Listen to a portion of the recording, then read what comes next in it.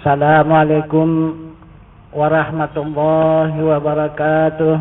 Waalaikumsalam warahmatullahi wabarakatuh. Bismillahirrahmanirrahim. Alhamdulillahi rabbil alamin. Wassalatu wassalamu ala asrafil anbiya wal mursalin wa ala alihi wa sahbihi ajma'in.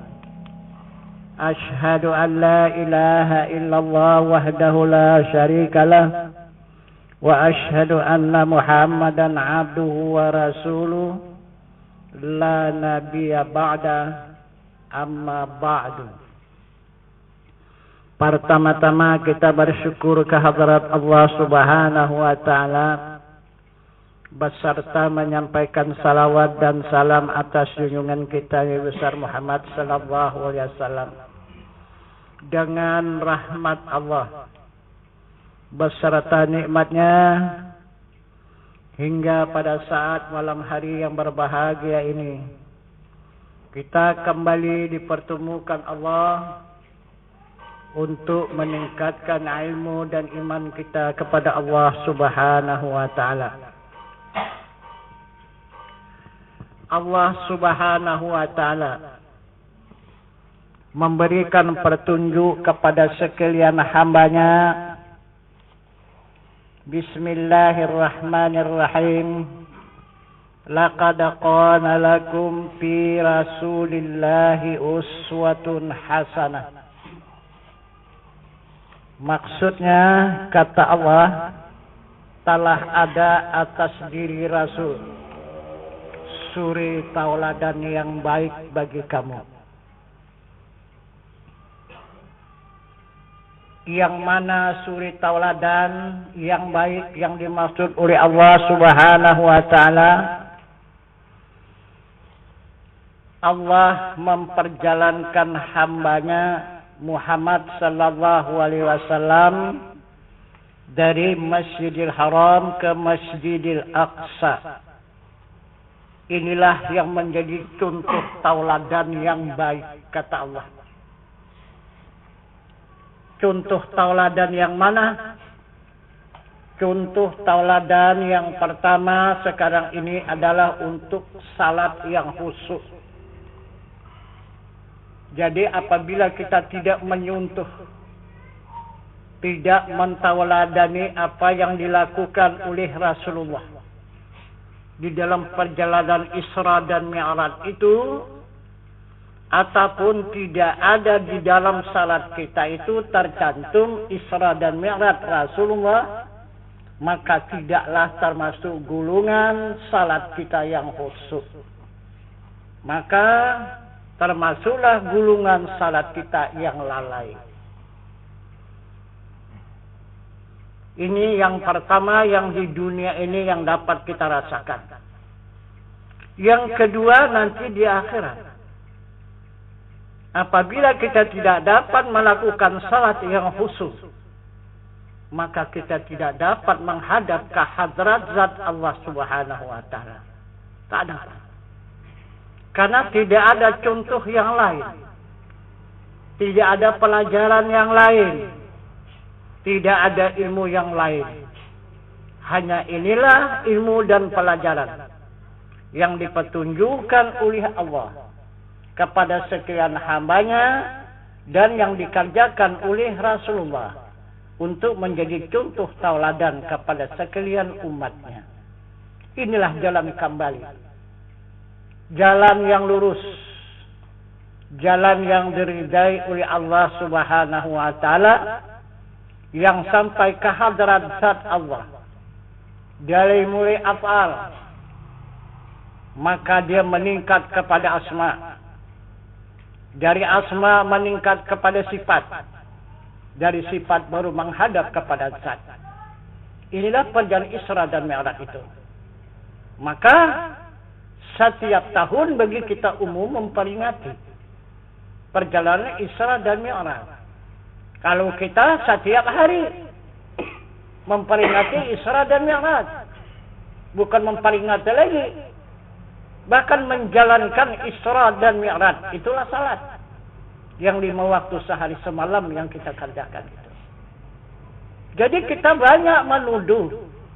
Kita pikir Isra dan Mi'raj itu hanya untuk Rasul saja. Untuk Nabi saja. Bukan untuk kita. Itu maka sahabat bertanya kepada Rasulullah. Hadir keempat sahabat itu. Menanya kepada Rasul, minta izin ya Rasul. Apakah Rasul saja yang melakukan Isra dan Mi'raj ini, yang menghadap ke hadarat zat Allah Subhanahu wa taala? Apa jawab Rasulullah? Jawab Rasulullah tegas saja, as-salatu mi'rajul mu'minin. Salat itulah mi'raj orang yang beriman. Itu kata Rasulullah. Jadi salat yang khusyuk ini tidak mudah. Ini salat yang dijamin oleh Allah surga. Karena di dalam salat yang khusyuk itu nikmat. Arti nikmat itu surga. Nah itu, disitulah kita merasakan surga di dalam salat yang khusyuk itu. Tapi benar-benar yang ikut contoh tauladan yang dilakukan oleh Rasulullah. Maka Rasulullah mengatakan kepada umat, sallu ra'aitumuni ana usalli. Bersalatlah kamu. Bagaimana aku bersalat? Nah, jadi kalau tidak kita mengetahui, tidak kita melihat bagaimana Rasulullah itu melakukan salat, maka tidaklah khusyuk salat kita itu. Tidaklah benar salat kita itu mengikut contoh tauladan. Jadi bagi Nabi, Isra dan Mi'raj bagi kita itulah salat. Nah, karena tujuannya Isra dan Mi'raj itu tujuannya kembali kepada Allah. Itulah jalan satu-satunya untuk jalan pulang. Lain tidak ada. Coba. Kalau kita pikir ya. Akal manalah yang bisa menerima itu. Itu maka seturunnya Isra dan Mi'raj Nabi kita Muhammad SAW itu. Yang sudah beriman 10%, 20%, 30%. Dihabarkan oleh Rasulullah perjalanan Isra dan Mi'raj itu. Hal kembali kafir. Habis berkafiran kembali semua. Nah itu. Karena tidak diterima oleh akal. Nah itu. Akal yang mana bisa menerima perjalanan satu malam tembus 70 langit atau 7 lapis langit. Coba, pergi balik. Adakah akal yang bisa menerima itu? Tidak ada. Dan kemudian yang tidak pernah beriman sama sekali. Yang betul-betul kafir. Pada saat itu dia beriman pula. Ini Muhammad di luar biasa. Ini bukan manusia biasa. Ini yang betul-betul bisa dijadikan contoh tauladan. Inilah satu-satunya hamba Allah yang bisa membawa seluruh hamba Allah ini untuk menghadapkan kepada Tuhannya.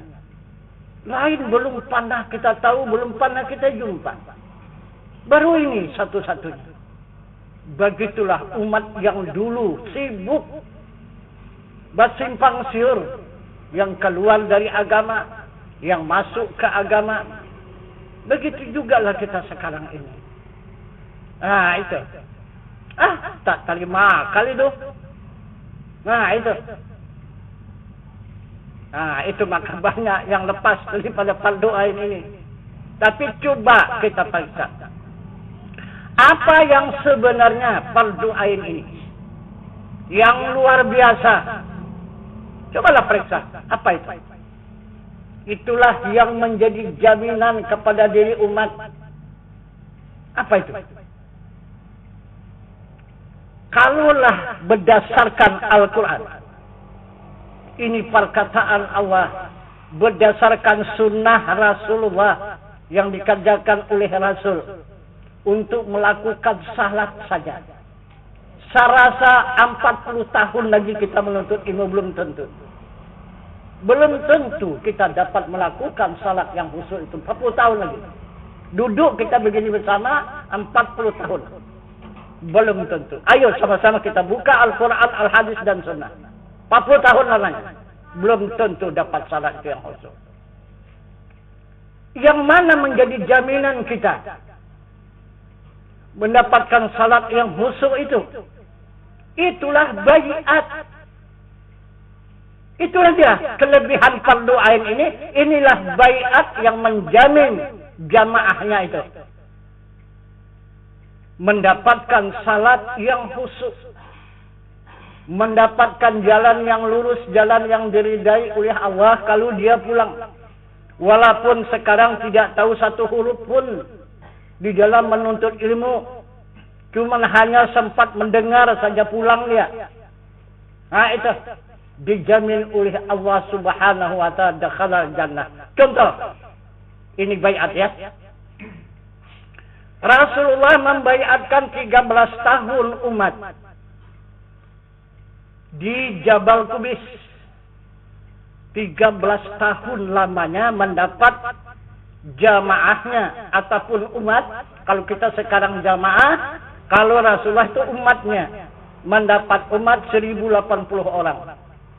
Ini yang dinamakan kaum muhajirin. Itulah yang menerima baiat dari Rasulullah di Jabal Qubis Makkah Al-Mukarramah. Kemudian Nabi pun hijrah. Dibawalah semua umat ini hijrah ke Madinah. Sampai di Madinah diterima dan disambut oleh kaum Ansar. Orang Nasrani. Itu yang menerimanya. Nah itu. Jadi cukup baik penyambutan orang Nasrani di Madinah itu. Jadi sampailah perintah Allah Subhanahu wa taala kepada Nabi kita Muhammad sallallahu alaihi wasallam. Yang pertama perintahnya, al-fitnatu asyaddu minal qatl. Fitnah itu lebih kejam daripada pembunuhan. Al-fitnatu akbaru minal qatl. Yang kedua, fitnah itu lebih besar daripada pembunuhan. Kamu selama di Mekah sampai ke Madinah ini, kata Allah, tetap difitnah oleh Abu Jahal dan Abu Lahab. Maka Abu Jahal dan Abu Lahab wajib kamu bunuh. Karena dia adalah pembunuh yang luar biasa. Nah, maka Rasulullah mengadakan sidang, ya, secara sidang kilat kepada para sahabat yang 10. Nah, kemudian keputusan daripada sidang, daripada rapat kilat itu, maka mendapatlah keputusan. Ditanya oleh Rasulullah Abu Bakar Siddiq, ya Abu Bakar, bagaimana sediaanmu untuk melaksanakan perintah Allah ini untuk menghapuskan jahiliyah di muka bumi ini? Separuh harta bandaku aku kurbankan. Silakan itu ambil, itu untuk Rasulullah, untuk dana perang ini.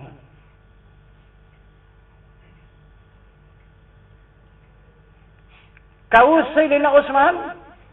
Sayyidina Utsman ini yang separuh. Karena itu yang paling banyak harta Sayyidina Utsman. Sayyidina Utsman pertama ditanya. Itulah separuh, kata Sayyidina Utsman.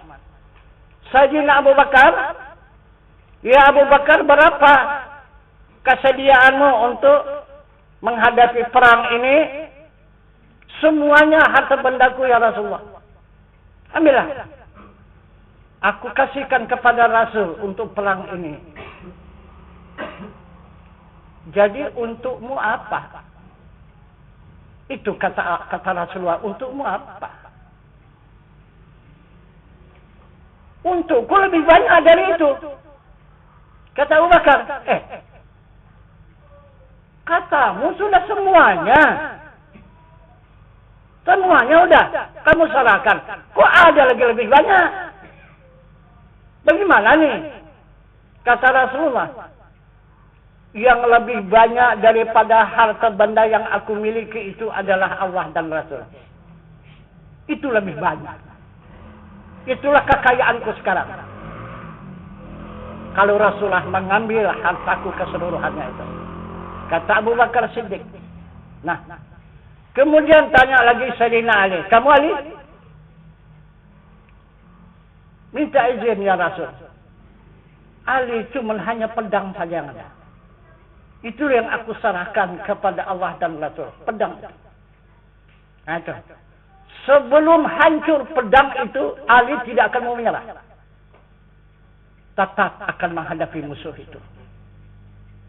Baik. Sayyidina Umar juga demikian. Rasulullah. Apa saja ilmu yang aku miliki sekarang ini. Ilmu kesaktian, ilmu kekuatan, ilmu kekebalan. Nah, itulah untuk menghadapi musuh-musuh agama Allah ini yang akan kita hadapi. Itu semuanya aku serahkan kepada Rasul. Nah, sebelum lumpuh ilmuku itu, aku tidak akan mau pulang. Aku tidak akan mau menyerah. Sebelum habis musuh, aku tidak akan mengenal menyerah. Nah, inilah mendapat kesimpulan.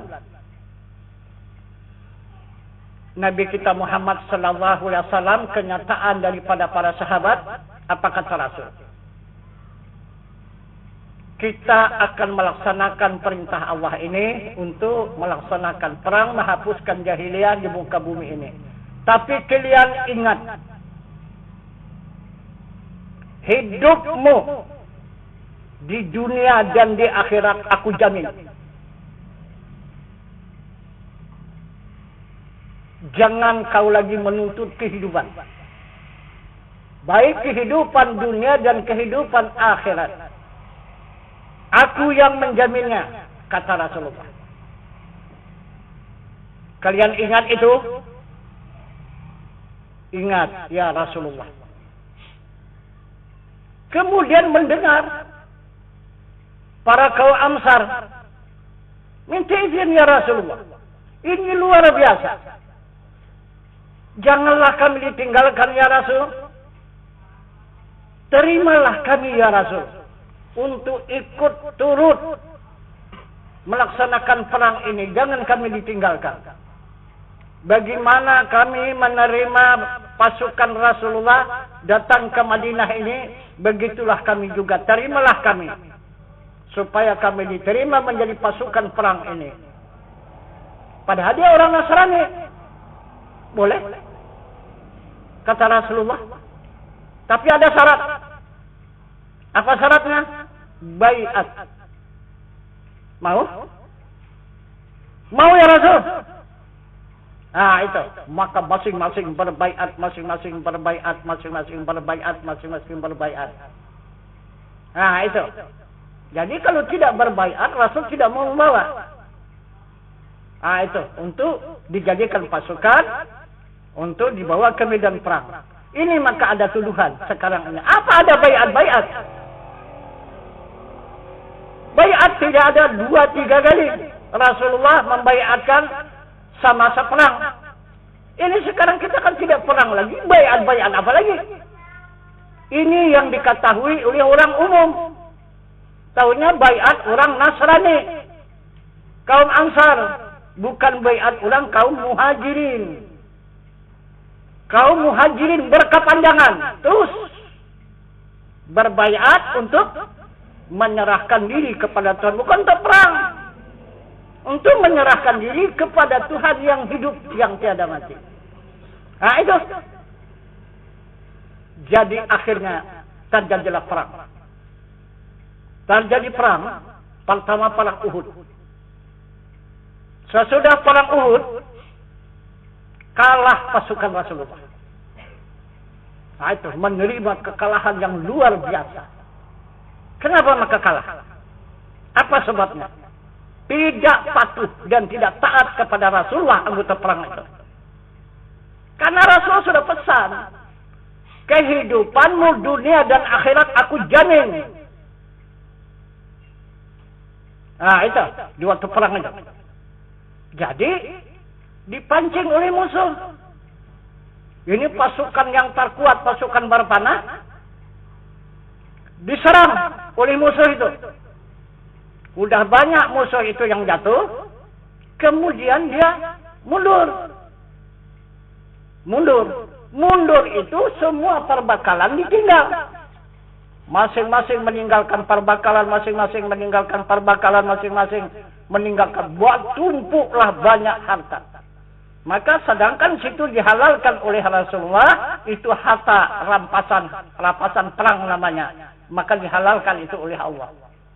Apalagi diapakan panah kembali, disimpulkan kembali, disusun kembali panah itu, dikejarlah harta itu tadi. Masing-masing merebutkan harta yang tinggal itu tadi. Yang ditinggalkan oleh pasukan yang lari itu. Tidak cukup pula satu persatu. Aturan cukup satu aja jadilah. Untuk misalnya satu orang, satu mengambil harta yang tinggal tadi. Inilah. Udah diambil yang ini berebut ke sana lagi. Jadi berebut ke sana, berebut ke sana, berebut ke sana, berebut ke datang pasukan dari belakang pasukan Abu Jahal, Abu Lahab. Habis semua, rontok semua kena panah. Tidak ada yang hidup. Nah, itulah mundurlah pasukan Rasulullah itu. Kalah. Tidak ada pasukan lagi. Hampir habis. Nah, itu maka Abu Bakar memohon kepada Rasulullah, ya Rasulullah, pasukan sudah sangat lemah. Mohon kami bantuan.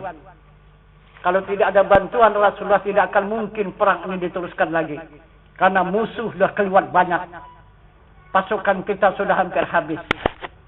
Maka Rasulullah bermohon kepada Allah Subhanahu wa taala bagaimana untuk memberikan kekuatan kepada pasukan berperang itu. Maka datang dari Allah puasa. Nah itu puasa. Apa arti puasa itu? Inilah yang dimaksud Allah di dalam ayat suci Al-Quran. Ya ayyuhalladzina amanu kutiba alaikumus syiyam kama kutiba alal ladzina min qablikum la'allakum tattaqun. Jadi puasa ini rupanya menghapuskan tenaga yang zahir dan menimbulkan tenaga yang batin. Jadi diri manusia itu dihapuskan, ditimbulkan kekuatan diri malaikat. Malaikat mana bisa mempan di pedang? Manusia ini yang mempan.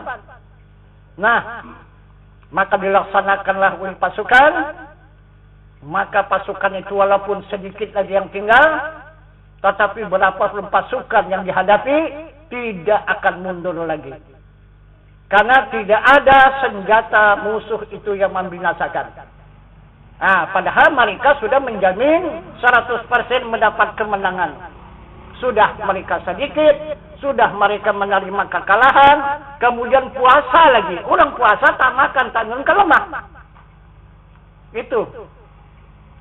Itulah pendapat pasukan Abu Jahal, Abu Lahab, tetapi tertipu. Rupanya tambah luar biasa kekuatan pasukan Rasulullah. Nah, maka dari itu mendapatlah kemenangan pasukan Rasulullah. Ini perang yang kedua itu perang Badar namanya. Nah, itu maka keluar sekarang salawat Badar. Itulah Rasulullah langsung tuh turun. Itu maka bersalawat, pasukan ini di belakang menggiring Rasulullah. Rasulullah di depan. Itu yang kata salawat Badar. Nah, disitulah mendapatkan kemenangan Rasulullah untuk melawan pasukan Abu Jahal dan Abu Lahab itu.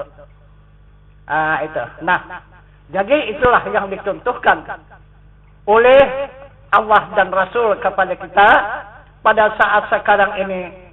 Kalau bisa kita taatilah apa perintah Allah dan Rasul itu. Kadang-kadang kita jual ketaatan kita kepada Allah dan Rasul gara-gara harta benda.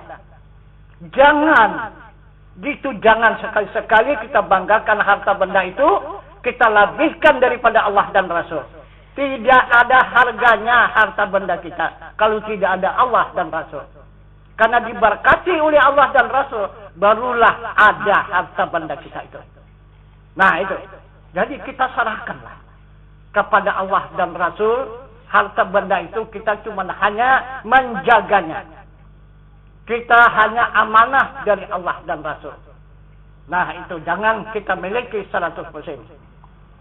Itu yang dimaksud oleh Allah dan Rasul. Kemudian kaum Ansar yang berbaiat, kenapa maka diminta oleh Rasulullah mesti berbaiat? Kalau dia tak bisa ikut perang.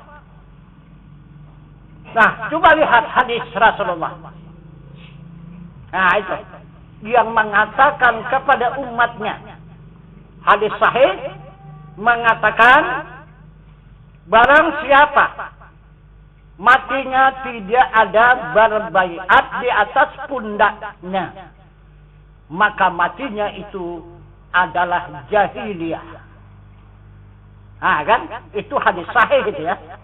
Barang siapa mati tidak ada di atas pundaknya baiat, matinya itu adalah jahiliyah. Apa yang dimaksud oleh Rasulullah?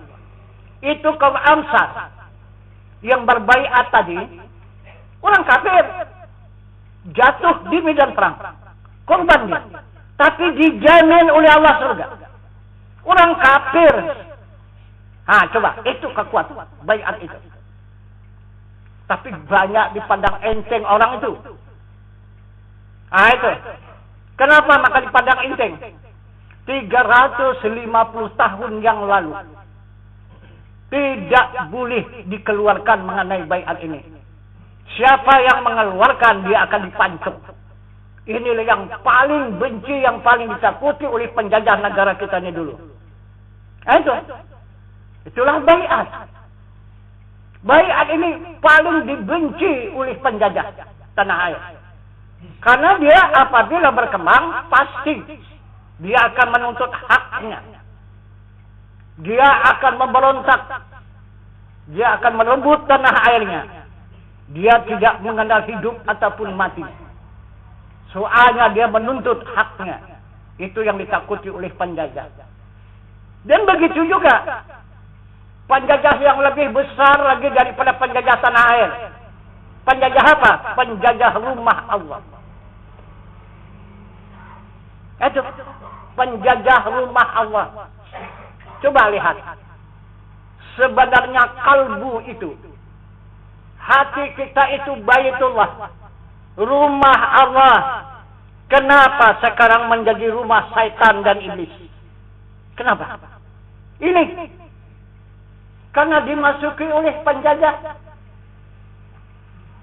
Ini Baitullah, kalbu mukminin Baitullah. Hati orang yang beriman itu rumah Allah. Kenapa maka menjadi rumah syaitan dan iblis? Sifat majmumah yang dicela oleh syara. Maka yang hidup di dalam kalbu uzub, semaah, takbur, riyah, hasad, dengki dan tinggi diri. Bukan Allah yang berbicara di sana. Kalau menurut ketentuan Allah Subhanahu wa ta'ala, tidak ada berbicara syaitan dan iblis di dalam rumahnya. Yang berbicara itu Allah. Yang berbicara di dalam rumahnya, summa yatalinu juluduhum wa qulubuhum ila zikrillah.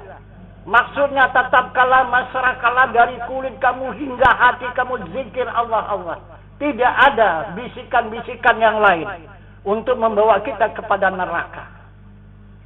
Maka Allah mengatakan dalam Al-Quran, itu adalah penyakit hati. Fi qulubihim maradun. Ada pada hati mereka berpenyakit. Apabila penyakit itu tidak dapat disembuhkan, maka dia akan menjadi buta mata hati itu. Akan menjadi khatamallahu ala qulubihim wa ala sam'ihim wa ala abasarihim ghisawatu walahum azabun azim. Aku petli mata hati mereka, maka butalah mata hati. Jadi kalau sudah buta mata hati, dari mana ada iman? Kalau sudah tidak ada iman, dari mana ibadah? Dari mana amal? Karena sumber daripada amal ibadah itu adalah iman. Dari mana iman itu? Ilmu. Tapi buta sudah mata hati. Nah itu. Jadi tidak ada yang bisa menyembuhkan penyakit hati adalah baiat. Serahkan diri kepada Tuhan yang hidup, yang tiada mati. Tidak ada merasa punya diri lagi. Nah itu. Yang dirasakan hanya Allah dan Rasul. Siang dan malam. Zat Allah dan wajah Allah. Itu yang dirasakan. Mana zat Allah yang hidup, yang tidak bisa mati. Serahkan dirimu kepada Tuhanmu yang hidup, yang tiada mati. Wa tawakkal 'alal hayyil ladzi la yamut. Kata Al-Quran. Serahkan dirimu kepada Tuhanmu yang hidup, yang tidak mati. Yang hidup itu adalah zatnya yang maha suci. Yang berada wallahu muhitun fil alamin, adanya yang muhit di semesta alam, yang merata di seluruh alam. Itulah zatnya yang maha suci, itu yang hidup. Kemudian sifatnya yaitu wajahnya. Mana dia wajahnya? Ataupun sifatnya, ataupun nurnya, ataupun kelakuannya, kelakuan daripada zat itu, maka dijelaskan oleh Allah. Allahu nurus samawati wal ardh. Allah menerangi di langit dan di bumi. Ini wajahnya. Kemudian mana asmanya? Asmanya yang berzikir di kalbu hamba, di kalbu manusia. Yang berzikir Allah, Allah di kalbu manusia. Af'alnya mana? Af'alnya, perbuatannya, inilah menjadi tubuh manusia. Nah, jadi ada kita punya hati lagi, ada tempat setan menumpang, iblis mengganggu, menguasai kalbu kita. Kalbu pun tak punya lagi. Yang ada hanya baitullah. Yang ada hanya rumah Allah. Tidak ada punya hati. Nah itu. Tenaga pun tak punya. Yang ada hanya kudrat Allah, kita bergerak. Nafsu pun tidak ada. Kita berkehendak dengan iradat Allah, bukan lagi dengan nafsu. Kita mengetahui, tidak lagi dengan akal. Kita mengetahui dengan ilmu Allah. Kita hidup, tidak lagi pakai tubuh. Yang hidup itu adalah ayat Allah yang ada meliputi seluruh tubuh. Nah, kita mendengar tidak dengan kuping lagi. Kuping itu hanya tempatnya saja yang mendengar dengan sama Allah. Kita melihat tidak dengan biji mata. Biji mata itu cuma hanya sangkar. Nah, itu. Ataupun tempat kita melihat dengan sifat besar Allah. Kita berkata-kata tidak lagi dengan lidah. Kita berkata-kata dengan kalam Allah yang ada pada lidah. Nah, dari mana syaitan dan iblis itu bisa mengganggu kita lagi? Kalau ini benar-benar sudah kita hayati dan kita amalkan. Udah kita kembali kepada Allah. Semua sudah kita serahkan diri kita kepada Allah. Nah, jadi inilah yang diajarkan oleh Rasulullah. 13 tahun di Jabal Qubis.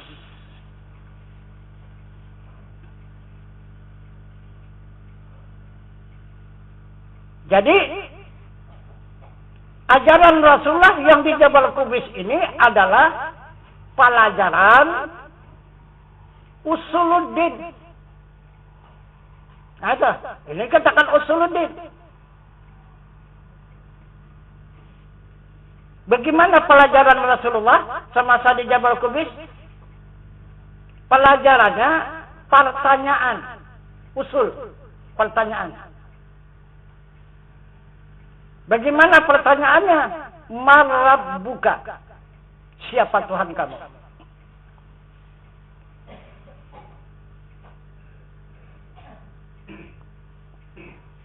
Siapa yang dapat menjawab lepas daripada jahiliyah? Siapa yang tidak dapat menjawab tetap masih di dalam jahiliyah. Kenapa? Arti jahiliyah itu menyembah Tuhan yang dijadikan Itu jahiliyah. Islam menyembah Tuhan yang menjadikan. Nah, itu. Yang dikatakan Tuhan itu yang menjadikan. Itu yang disembah. Ini Islam. Kalau kita masih menyembah yang dijadikan, itu masih jahiliyah.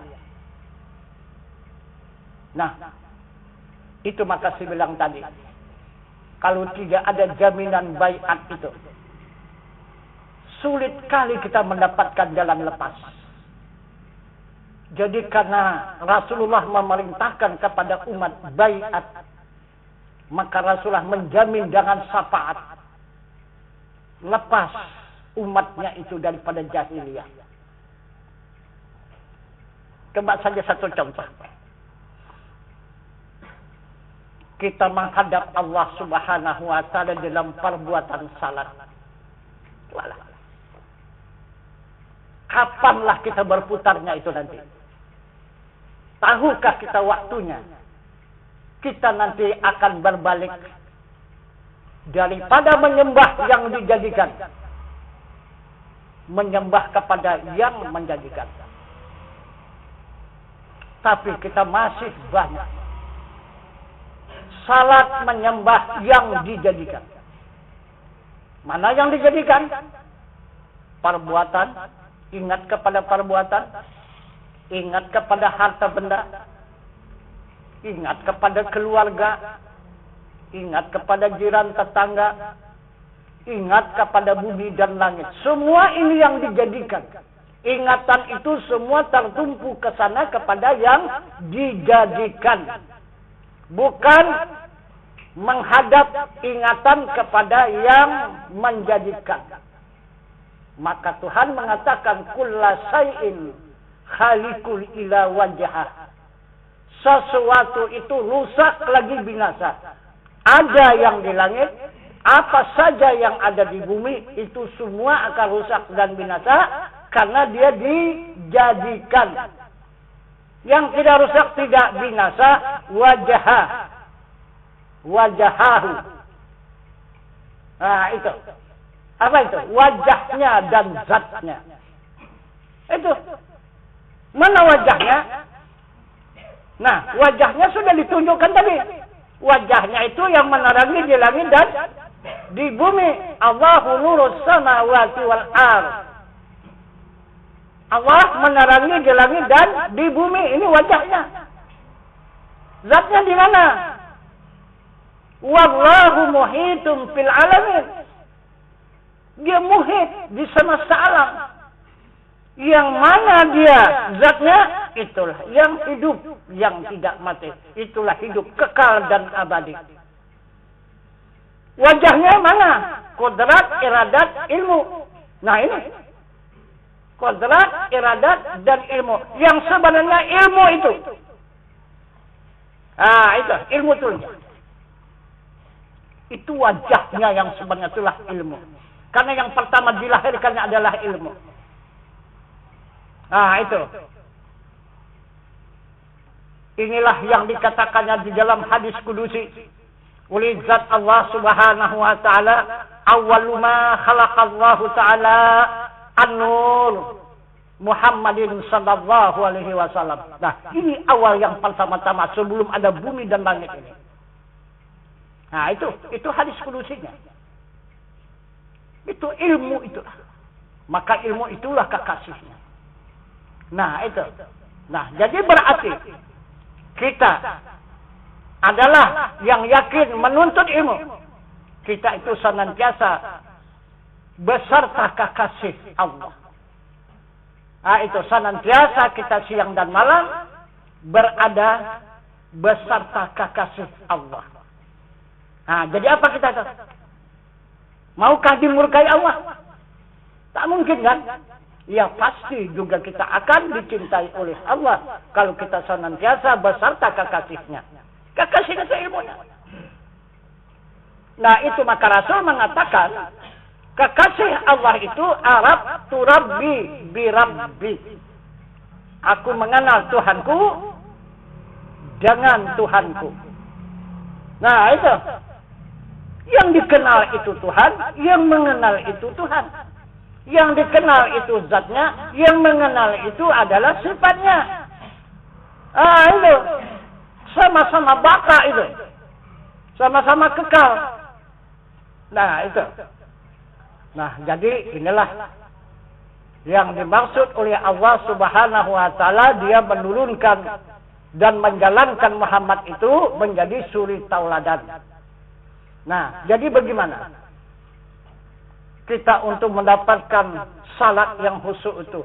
13 tahun sekurang-kurangnya kita bertauhid. Rasulullah siang dan malam memberikan pelajaran kepada sahabat dan umat. Kita seminggu sekali pun payah. Macam mana mau tamat 13 tahun? Nah, ini yang 13 tahun ini siang dan malam. 13 tahun. Nah, jadi kalau kita kalikan, kita seminggu sekali. Ada yang sebulan sekali. Macam mana mau tamat 13 tahun? Tidak bisa.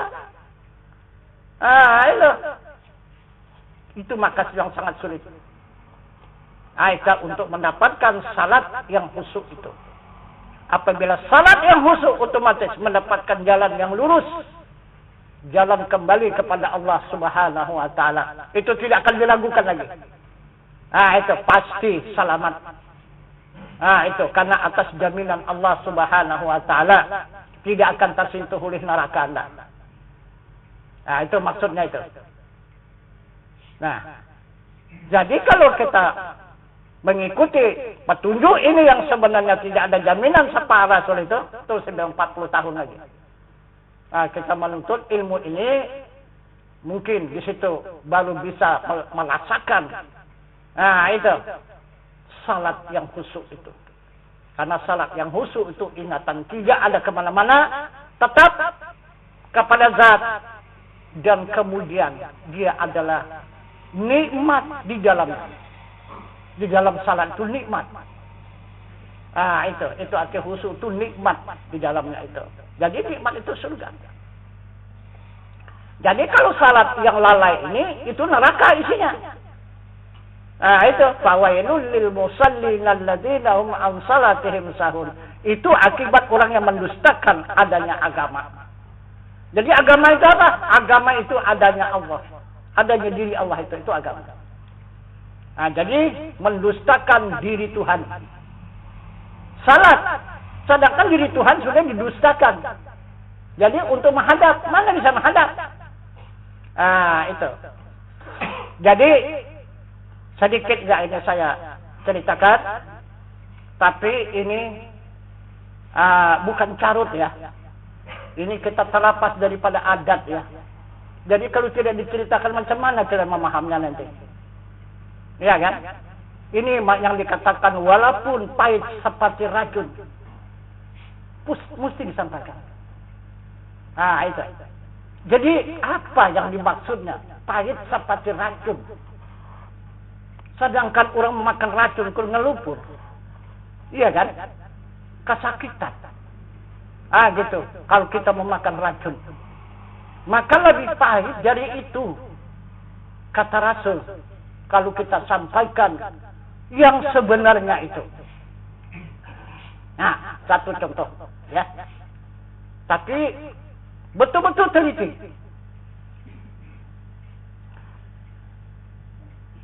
Ini kita menghadap kepada diri Allah. Ya. Menghadap kepada kelakuan Allah. Menghadap kepada asma Allah. Menghadap kepada perbuatan Allah. Inilah jalan ilmu yang kita tuntut ini. Supaya mendapatkan jalan yang lurus. Nah, kalau dituntut ilmu begitu saja, kenapa rupanya? Kenapa? Maka ada baiat pula. Kenapa harus ada baiat? Ini yang dituduh, yang salah orang yang menyampaikan. Bukan Allah dan Rasul. Yang memerintahkan ini Allah. Yang mensunahkan ini, yang menghadiskan ini Rasulullah. Kenapa tidak Allah dan Rasul? Itu kita katakan kafir. Kita katakan sesat. Kenapa? Kenapa maka orang yang menyampaikan kata Allah, kata Rasul, kata sunnah, kok itu yang dikatakan sesat? Kan dah luar biasa itu. Sedangkan dia la haula wala quwata. Tidak ada daya dan upaya. Kenapa maka dia yang dihukum? Kenapa orang yang lemah, yang daif, yang papa, yang hina, kenapa maka dihukum? Kenapa yang berbuat tidak dihukum? Nah, yang kedua saksi. Saksi mencuri, saksi merampok, saksi perzinahan, saksi segala-galanya membuat dosa. Atas saksi itu dihukum? Enggak kan? Yang berbuat itu dituntut, yang berbuat dihukum. Jadi maunya Allah dan Rasul itu dihukum. Ini Allah dan Rasul tidak benar, ini sesat, ini kafir, ini Allah dan Rasul itu. Begitu kenapa? Hah? Kenapa tuh orang? Nah, itu. Nah, coba ya. Coba kita perhatikan baik-baik. Allah punya zat. Arti zat itu diri. Kita juga punya diri. Itulah tubuh namanya. Nah, sekarang maukah kita menunjukkan ke seluruh tubuh kita itu kepada orang lain? Coba. Ini saya minta jawaban. Mau? Kalau kita mau macam mana?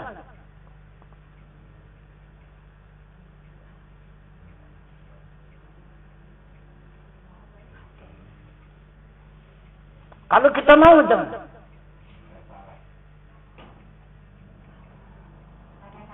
Hah?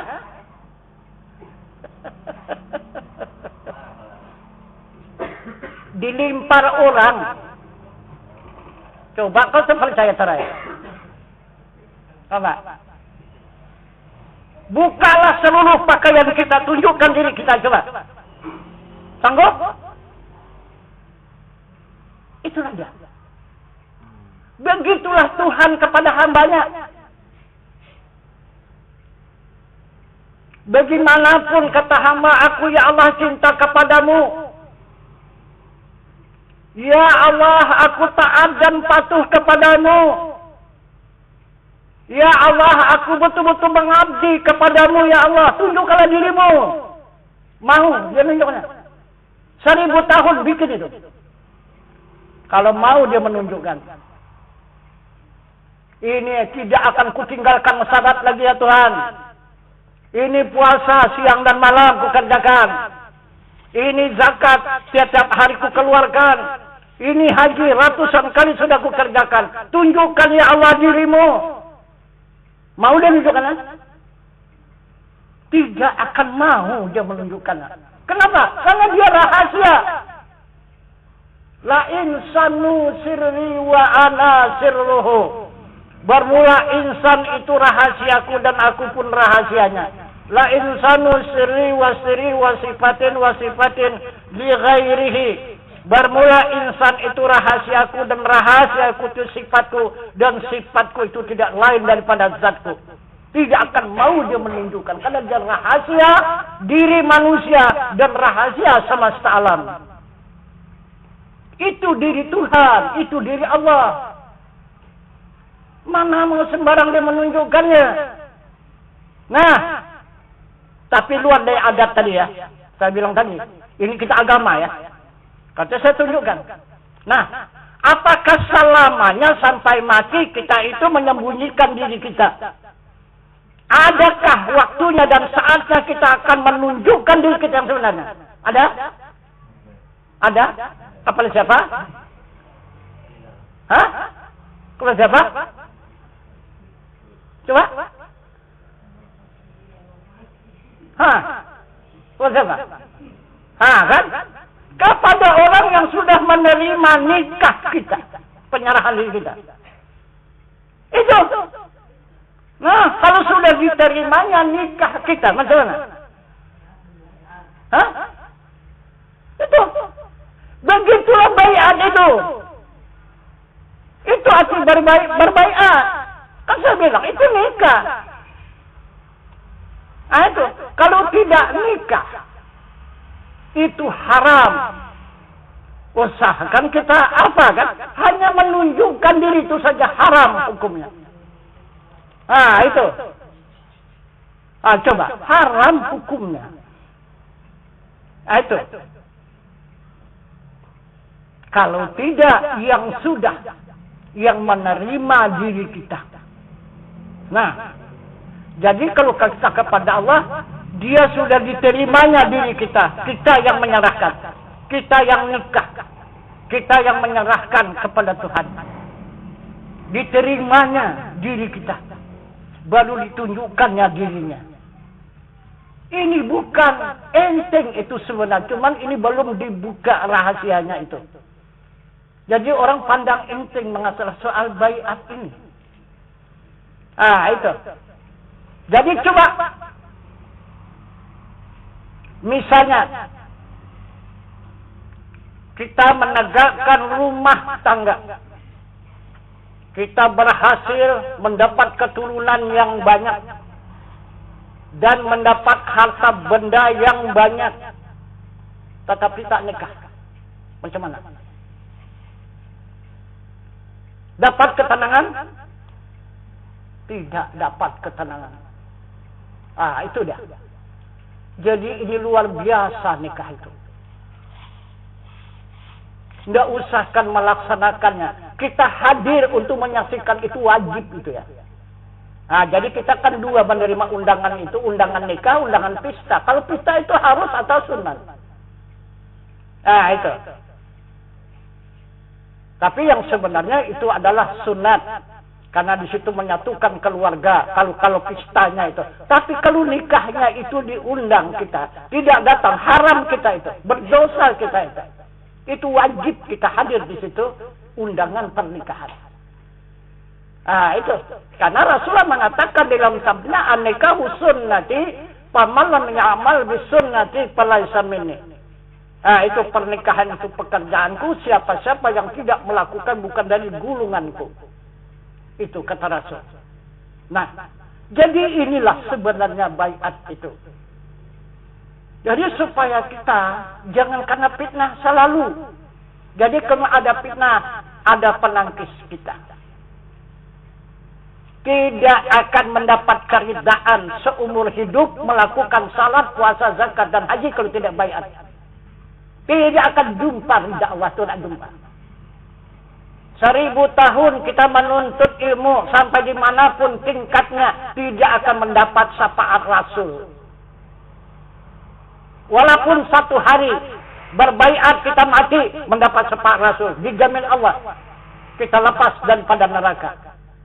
Nah, karena sudah mendapat ridha Allah. Apabila mendapat syafaat Rasul, otomatis mendapat ridha Allah.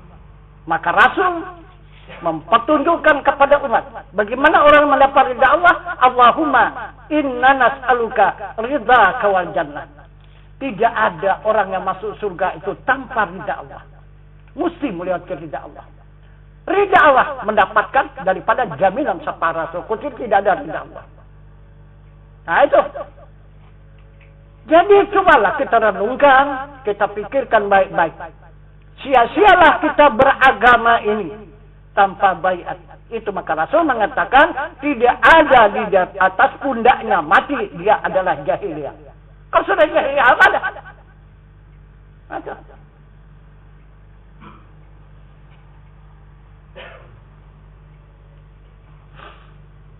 Nah, jadi kemudian bagaimana untuk kita mendapatkan salat yang khusyuk? Salat yang khusyuk kata Allah ikut contoh. Nah itu. Yang dikatakan oleh Allah salat yang khusyuk itu ada surat Al-Mu'minun. Kan aflahal mu'minun alladzina hum fi salatihim khashi'un. Itu sangat beruntung orang yang beriman. Kalau tidak beriman tidak dapat salat khusyuk itu. Tak dapat. Nah itu. Jadi kalau sudah kita beriman, maka menggapalah keuntungan. Karena di waktu menegakkan salat itu mendapatkan khusyuk di dalamnya. Di waktu salat itu khusyuk di dalamnya. Bahkan tawadhu lagi, kata Rasul. Bukan sekadar khusyuk saja, khusyuk dan tawadhu. Nah, itu. Jadi ini salat ini adalah jalan kita pulang. Maka dari sekarang kita melatih jalan pulang. Supaya kita tidak kesasar. Nah, itu. Kalau sudah terus kita berlatih, maka terjaminlah jalan kita kembali itu tidak akan kesasar. Nah, itu. Karena kita senantiasa berlatih. Nah, itu 1 hari 1 malam. Sekurang-kurang 5 kali kita berlatih. Nah, itu untuk menghadap kepada zat Allah Subhanahu wa Ta'ala yang Maha Suci. Dan untuk memandang kepada sifatnya yang suci. Itu.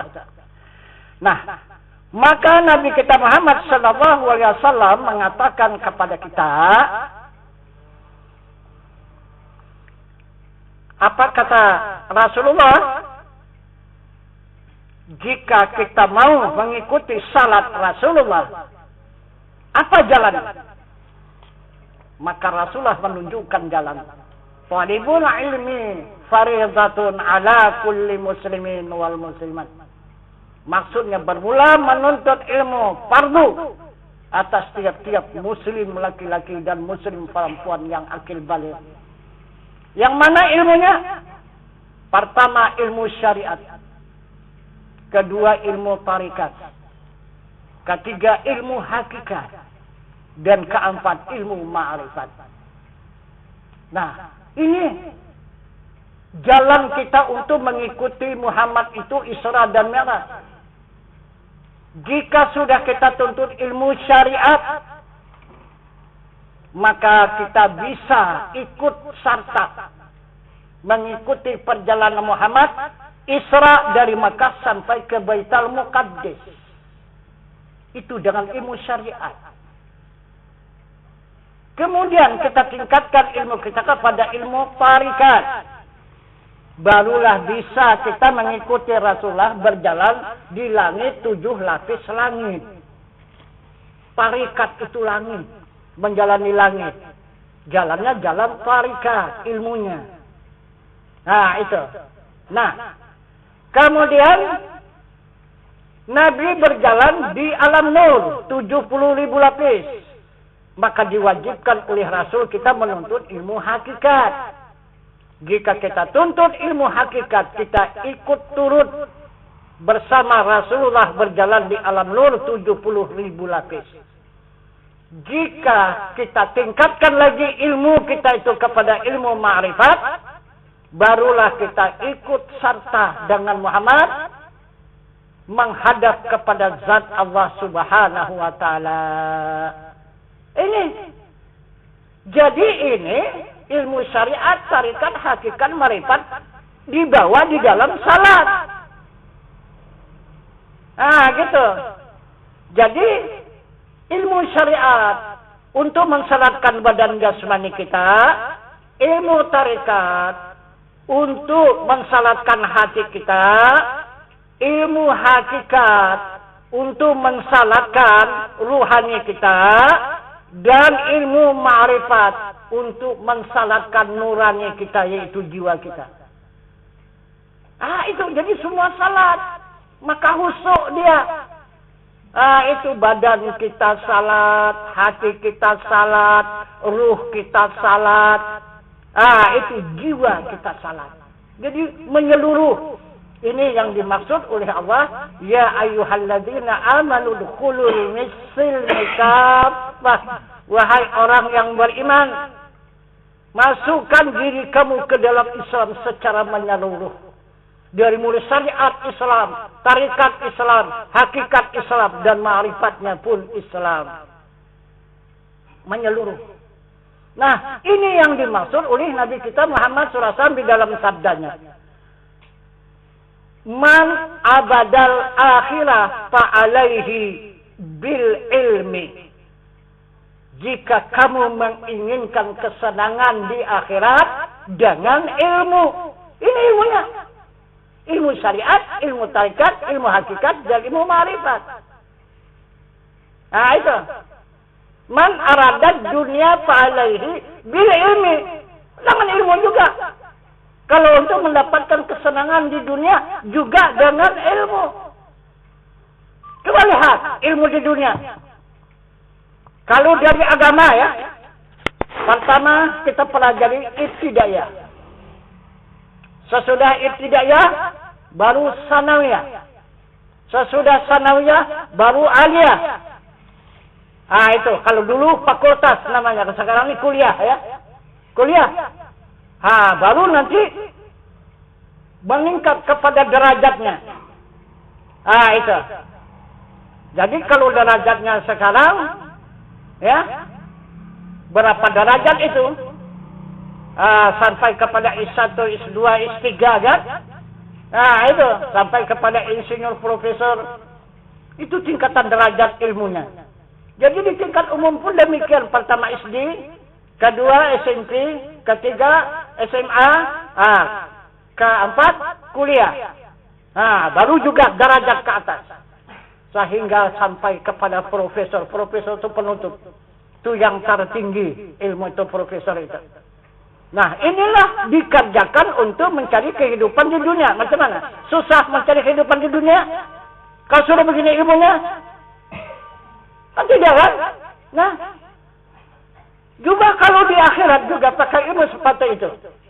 Syariat, tarikat, hakikat, ma'rifat, hayalullah, panapilah, bakabilah, musyahadah. Coba kerjakan salat, coba kerjakan puasa, coba kerjakan keluarkan zakat, coba laksanakan ibadah haji. Ilmu inilah yang menyempurnakan pekerjaan kita itu. Ilmu inilah yang mengangkat derajat kita. Ilmu. Tapi orang sangat suka meninggalkan ilmu. Jadi kita cari apa ke dunia ini? Cari apa coba? Mencari kaya apa? Coba lah. Kalau kita kejar kekayaan tidak akan terkejar kita. Kita berapa tahun lah baru. Kekayaan sudah berapa ribu tahun dengan tahun lalu. Itu yang kita kejar. Bisa dikejar itu? Tidak akan terkejarnya. Lagipun Allah tidak akan berikan. Coba buka kitab Qasar Asar. Aku tidak akan berikan harta kesenangan yang berlebih kepada hambaku yang beriman. Karena hanya dinikmatinya masa sebentar. Begitu. Yang aku berikan nanti di akhirat. Karena di situ masa yang kekal. Itu. Karena perbandingan akhirat dengan dunia ini diceritakan oleh Nabi Adam alaihissalam. Malaikat bertanya kepada Nabi Adam, Adam, berapa lama kamu dimasukkan Allah ke dalam surga hari itu? Adam dengan tegas menjawab dengan jujur, baru setengah hari. Itu. Baru setengah hari. Kata Adam dia berada di dalam surga itu. Udah dicampakkan balik. Setengah hari cuma. Tapi catatan malaikat yang ada di muka bumi ini. 500 tahun sudah lamanya Adam ditinggalkannya bumi ini. Jadi berarti satu hari akhirat 1000 tahun dunia ini. Coba. Ada berapa hari kita umur di dunia ini? Perbandingan akhirat. Kalau ada 100 tahun lebih sedikit, cuma hanya 1 jam akhirat. Cuma hanya tidur bermimpi. Tidak ubah kita seperti tidur bermimpi, kemudian bangun lagi. Ya, mimpinya aku tadi. Nah, begitu juga lah nanti jiwa kita itu. Itu. Kemudian tutup mata, bangun kembali, bermimpinya aku tadi. Kata jiwa kita itu. Padahal sudah ratusan tahun di dunia. Itu. Jadi begitulah Tuhan itu memperubah rasa yang ada pada hamba itu. Itu maka Kalau bisa jangan kita menempuh sekaratul maut. Itu di sekaratul maut itu. Apabila kita tidak lulus. Tidak kita menerima nikmat dari Allah. 1 jam. Kalau dikatakan orang dunia sekarang ini koma ya. 1 jam.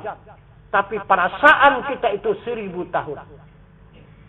Nah, kalau kena 1 hari 1 malam, 24 jam kita koma, 24.000 tahun di sakaratul maut.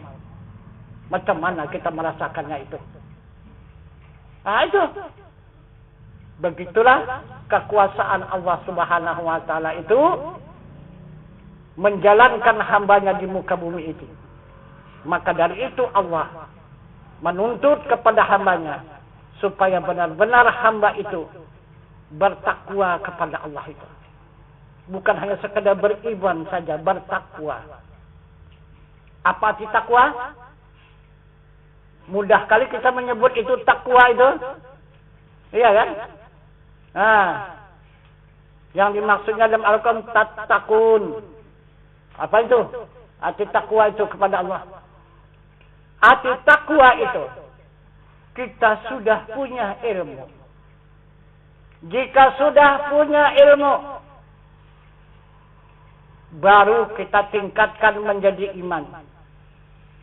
Sesudah menjadi iman ilmu itu, baru kita tingkatkan menjadi amal. Sesudah menjadi amal iman itu, baru ditingkatkan menjadi ibadah. Jadi ilmu, iman, amal, ibadah. Inilah yang menjadi tattaqun. Yang menjadi takwa kepada Allah. Bukan mudah itu takwa itu. Nah itu. Menyatu yang 4 ini. Baru dikatakannya tattaqun. Nah itu. Jadi dari ilmu menyatu ke iman. Dari iman menyatu ke amal. Dari amal menyatakan dirinya menjadi ibadah. Barulah tattaqun. Jadi jika sudah sampai kepada tattaqun, maka Allah akan menjanjikan kepada hambanya, wa may yattaqillaha yaj'al lahu makhraja wa yarzuq min haitsu la yahtasib. Barang siapa yang bertakwa kepada Allah diberikan jalan keluar dan diberi rezeki yang tidak disangka-sangka. Itu janji Allah Subhanahu wa Ta'ala. Ah itu.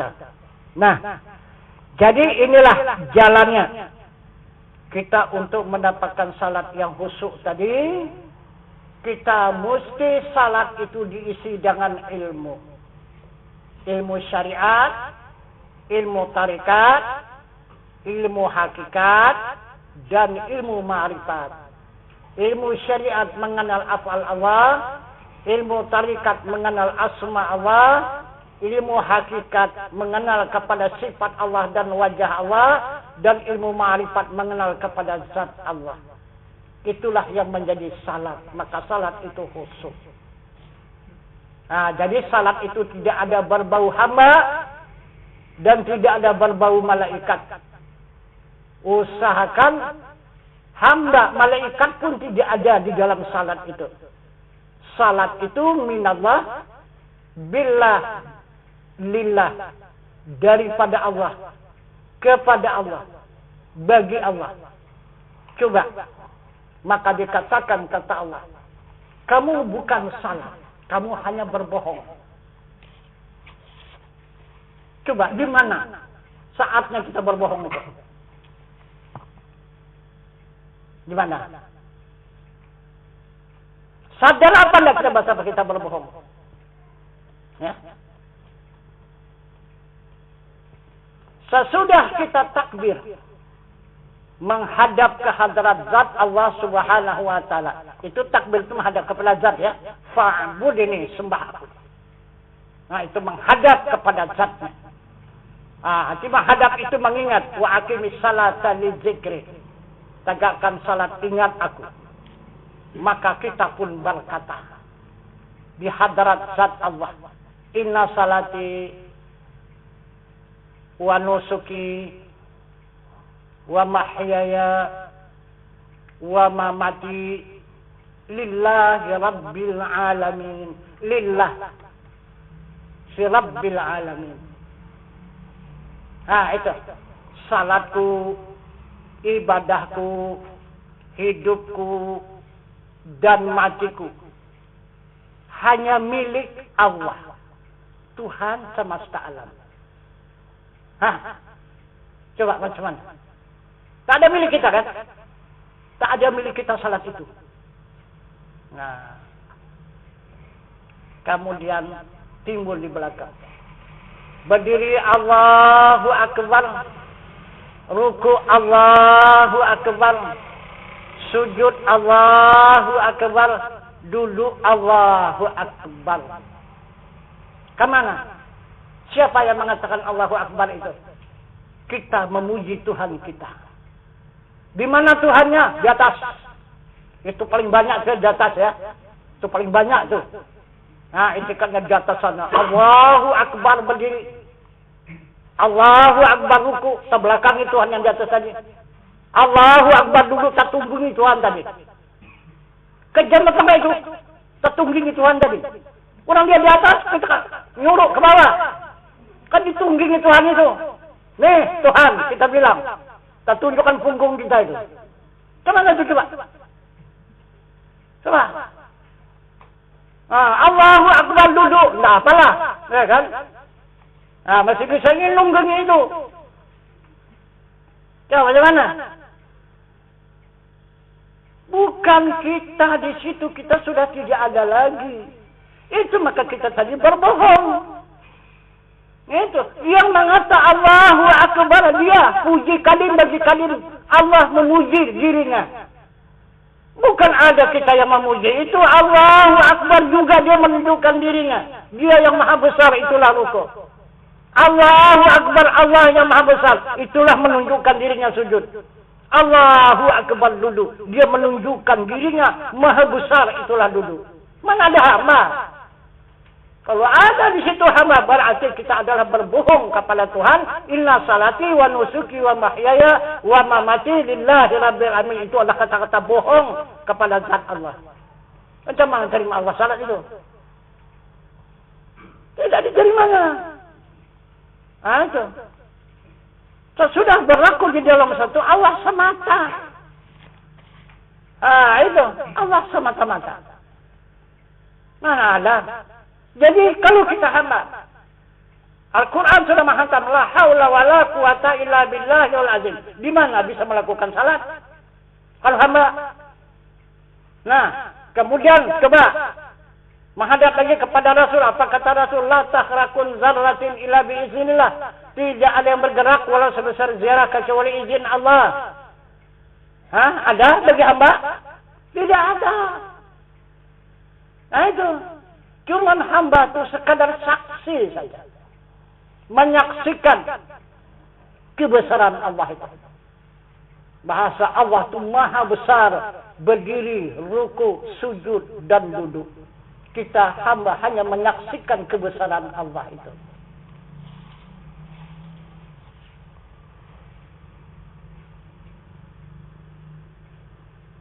Nah itu maka dikatakan masjid itu rumah Allah. Nah itu. Bukan rumah orang kan? Rumah Allah.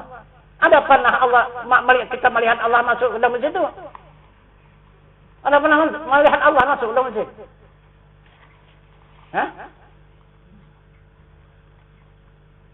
Allah yang kita hayalkan yang tidak pernah masuk ke dalam masjid.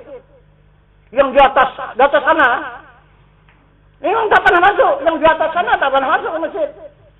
Tapi kalau Allah yang wajib ada, itu yang selalu masuk ke masjid. Itu maka rumah Allah.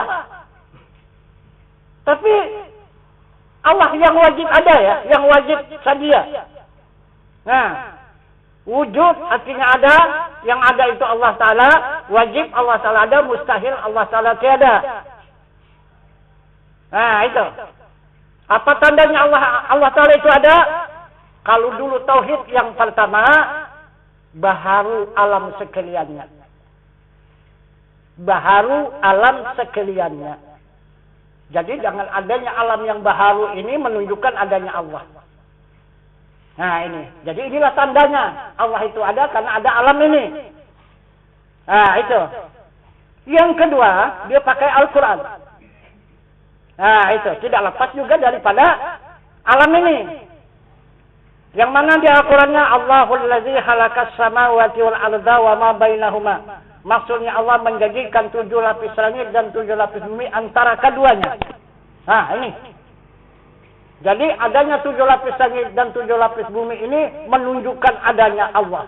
Pasti adanya Allah. Kalau tidak, pasti adanya Allah. Bumi dan langit tidak ada. Karena dia bumi dan langit menunjukkan adanya Allah. Kalau kata Rasul ini majaz. Bayang-bayang. Mustahil ada bayang-bayang. Kok tidak ada yang punya bayang. Nah itu. Jadi, keterangan yang kedua menunjukkan Tuhan itu ada. Pertama, baharu alam. Yang kedua adalah Al-Quran. Yang ketiga, ada lagi keterangannya. Yang ketiga, Al-Quran juga. Yang mana dia? Fawarabis sama'i wal ardi innahu lahakum islama annakum tantikun. Demi Allah. Bersumpah lagi Allah. Menjadikan 7 lapis langit dan 7 lapis bumi, maka adalah ia. Adanya ia. Seperti kamu bertutur-tutur. Seperti kamu berkata-kata, katanya. Tiap-tiap kamu berkata, ada yang mengatakan. Yang mengatakan siapa? Coba. Itu kan dekat. Itulah memastikan adanya Allah, maka kamu berkata-kata kan, bertutur-tutur. Jika kamu berkata, pasti ada yang mengatakan. Dan siapa yang mengatakan? Kalau tidak Allah. Itu. Maka berkata-kata kita dengan Allah. Wa kallamallahu Musa taklima. Telah berkata-kata Allah dengan Nabi Musa dengan sempurna kata. Bukan hanya Nabi Musa saja, ke seluruh manusia. Siapa yang punya lidah? Itu. Berkata-katalah dengan Tuhannya. Itu. Nah, jadi inilah yang tidak kita ragukan lagi. Walaupun kita belum mendapatkan salat yang khusyuk, tetapi kita sudah berada di jalan salat yang khusyuk. Itu maka dimaafkan oleh Allah. Maka Allah akan menerima keridaan salat kita itu. Walaupun kita belum merasakan khusyuk, tetapi Allah sudah menerima salat kita itu salat yang khusyuk. Cuman kita belum merasakan itu saja. Itu. Karena jalannya sudah ditunjukkan oleh Rasulullah salat yang khusyuk itu pakai ilmu syariat, ilmu tarikat, ilmu hakikat dan ilmu ma'rifat. Barulah sesuai dengan contoh tauladan yang dilakukan oleh Rasulullah yang dijalankan oleh Allah Subhanahu wa taala. Nah, itu. Jadi itulah salat yang diridai Allah, salat yang khusyuk yang mengikut contoh tauladan yang dilakukan Rasulullah. Jadi tidak akan kita ragukan lagi salat itu, jangan ditunggu-tunggu lagi. Aku belum bisa salat ini karena belum khusyuk. Jangan. Iya. Jadi kalau kita pulang tahun muka tahun depan salat belum ada. Bagaimana? Itu. Ini tidak lagi ditunggu. Yang ditunggu separasul. Separasul sudah kita terima. Nah, jadi berarti itu sudah wajib kita lakukan. Tidak kita menunggu lagi. Tapi kalau belum kita menerima baiat, itu masih meragukan. Jadi siapa yang menjamin? Coba, tak ada yang menjamin kan? Itu. Nah, kita sudah mendapatkan jaminan. Jaminan dari Rasul syafaat, jaminan dari Allah keridaan. Jadi tidak akan ragu lagi kita mengerjakan salat kita, puasa kita, zakat kita, dan haji kita. Jadi yang dikatakan haji itu kalau kita kerjakan mabrur atau mabrura. Apa arti mabrur itu? Menerima 3 surga. Itu. Haji itu 3 surga yang diterima. Pertama, tanah surga. Kedua, istana surga. Dan yang ketiga, kebun surga. Itulah haji. Itulah yang kita bawa pulang kemarin. 3 buah surga yang kita bawa pulang. Nah, gitu. Berapalah modalnya kita ke sana? Tapi 3 surga yang kita bawa pulang. Mana dia tanah surga? Itulah kalau kita masuk ke Masjidil Haram. Tawaf di Baitullah. Tawaf kita di rumah Allah, menghadap ke rumah Allah. Itu diberi Allah tanah surga. Karena kalau kita masuk ke Masjidil Haram itu kita memberi salam. Itu Allahumma antas salam wa minkas salam wa lika yaulus salam fahina rabbana bisalam wa adkhilna jannata darasalam. Jannata darasalam, surga tingkat yang ke-6. Itu masuk ke Masjidil Haram, tawaf di Baitullah. Tapi kalau ke Baitullah ya tawafnya, jangan ke Ka'bah. Kalau ke Ka'bah tak dapat. Nah, itu. Kemudian wukuf di Arafah. Wukuf di Arafah. Nah, di sana kita menerima istana surga. Nah, itu yang dijanjikan oleh Allah, istana surga. Dengan panggilannya, ya ayyatuhan nafsu mutmainnah, irja'i ila rabbiki radiyatan mardiyah, fadkhuli fi ibadi wadkhuli jannati. Ah, itu. Masuk ke dalam surgaku, kata Allah. Wadkhuli jannati. Dan masuk ke dalam surgaku. Sudah dipersilakan Allah. Diperintah Allah sudah masuk ke dalam surga. Itu kalau benar kita tawaf ya. Apa wukuf? Wukuf itu menghadap kepada zat yang maha suci. Itu wukuf. Itu maka tidak ada zikir. Tidak ada fikir. Tidak ada takbir. Tidak ada doa. Nah, apapun tidak ada. Kecuali tafakkur. Nah, itu wukuf di Arafah. Kemudian yang ketiga yaitu kebun surga, itu dikatakan taman raudhah. Dari hasil salat arba'in. Nah, gitu. Salat arba'in itu 40 waktu berjamaah yang tidak ketinggalan. 40 itu arba'in. Nah, itu. Jadi kemudian sesudah dilaksanakan salat arba'in itu maka mendapatlah sertifikat. Nah, itu apa sertifikatnya? Itulah surban.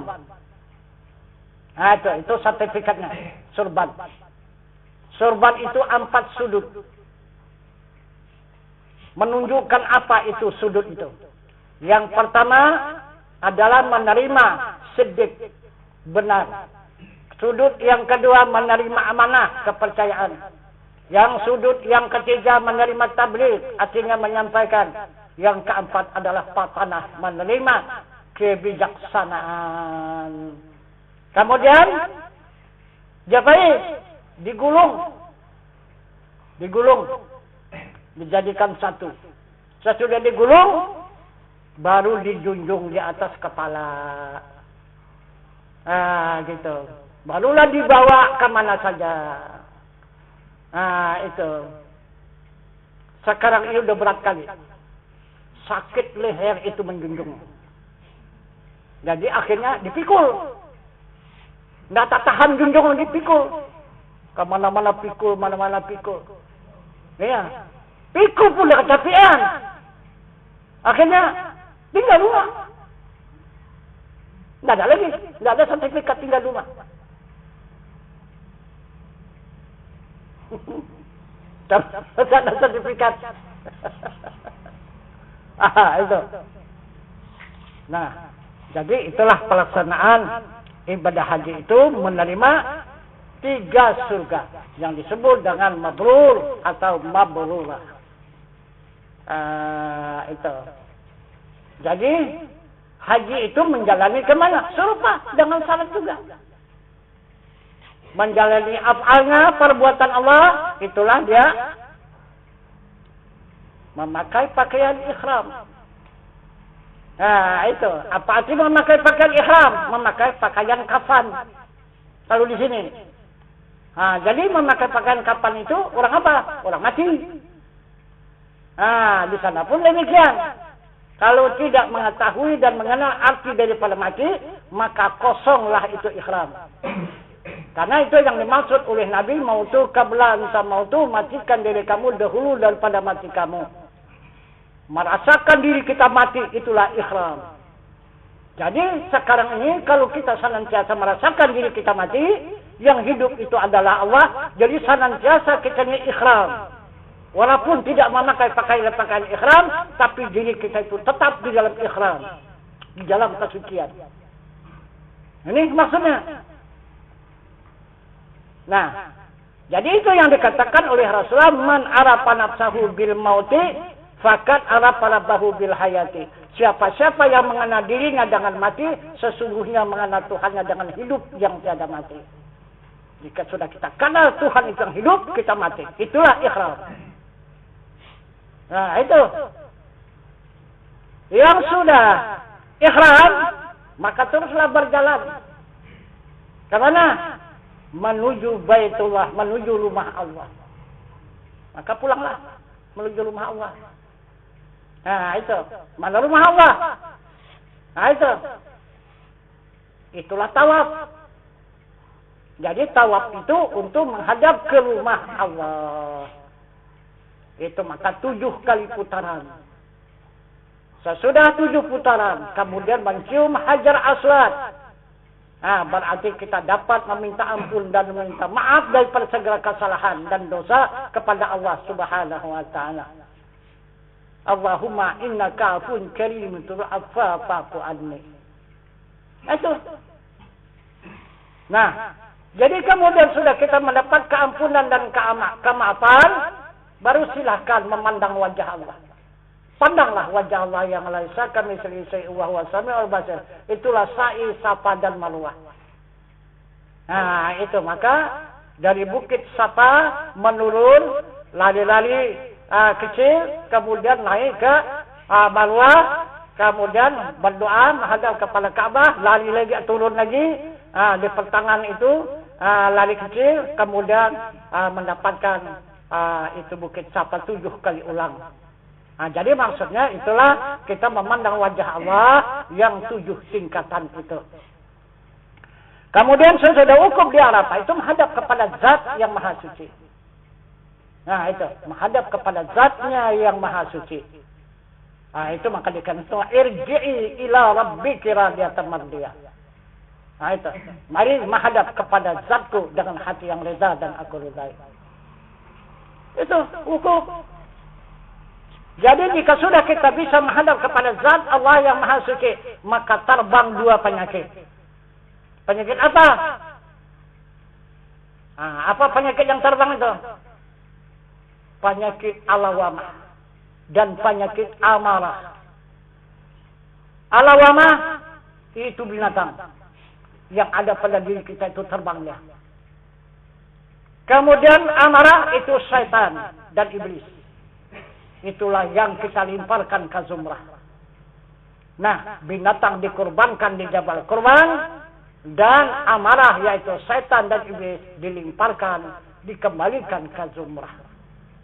Maka tinggallah diri kita satu saja. Nafsu mutmainnah, jiwa yang tenang. Itu yang kembali. Nah, itu. Maka kembalilah ke Makkah Al-Mukarramah, kembali menghadap Baitullah, kemudian barulah menghadap kepada tempat Rasulullah, itu Madinatul Munawwarah. Itulah salat arba'in tadi. Nah, jadi juga tidak terlepas daripada af'al, asma, sifat dan zat. Itu haji. Jadi kalau 100 kali pun pergi ke Mekah sana, tidak mengenal mana af'al, mana asma, mana sifat, mana zat, itu hanya melancong aja itu. Bukan haji itu, maka dikatakan mardud oleh Rasul. Nah, itu bukan mabrur. Nah, itu karena tidak ada yang dijumpai, tidak ada yang disaksikan dan tidak ada yang dirasakan.